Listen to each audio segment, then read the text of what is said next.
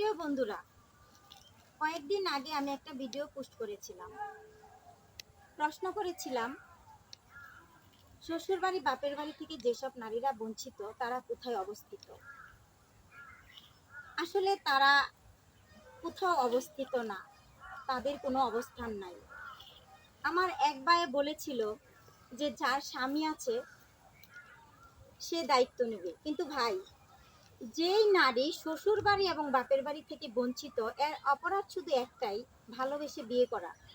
কিন্তু সেই নারী স্বামীর কাছে বঞ্চিত থাকে, এটা হয়তো আমাদের অনেকের জানা নেই।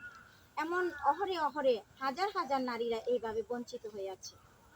আমার আরেক ভাই বলেছিল গার্মেন্টসের চাকরি করবে। ভাই, গার্মেন্টসের চাকরি করলে তো সে আজকে চাকরি চলে গেলে কালকেই বাসা থেকে বের করে দিবে, তার কোথায় স্থায়ী অবস্থান হলো আমাকে বলুন।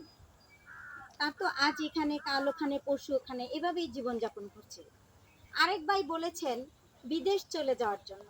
বিদেশ যদি যায়, মানুষ কখন যায়? কোনো নারীরা যখন তার পায়ের নিচে মাটি থাকে না, তার জীবনের কোনো, তার ইজ্জতের কোনো আশা ভরসা কোনো কিছুই থাকে না, সে এমন একটা অবস্থায় থাকে, তখন নিজের জীবন বিসর্জন দিয়ে সে বিদেশ চলে যায়। কোনো নারী ইচ্ছাকৃতভাবে বিদেশ যেতে চায় না, তাকে বাধ্য হয়ে যেতে হয়।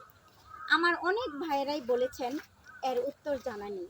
আমার এক আপু বলেছেন যে ওইসব নারীরা অসহায় অবস্থায় আছেন। একদম ঠিক বলেছেন আপু, আপনার কথায় একদম রাইট। কারণ হচ্ছে ওইসব নারীদের আসলেই কোনো অবস্থান নেই।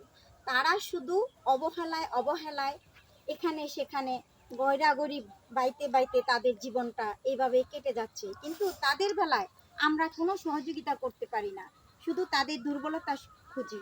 কিন্তু এটা ঠিক না। আমরা বাঙালি নারী, আমাদের মান সম্মান আমাদের বাঙালি পুরুষরাই রক্ষা করবেন।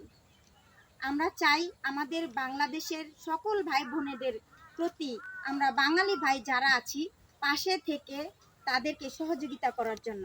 আসসালামু আলাইকুম।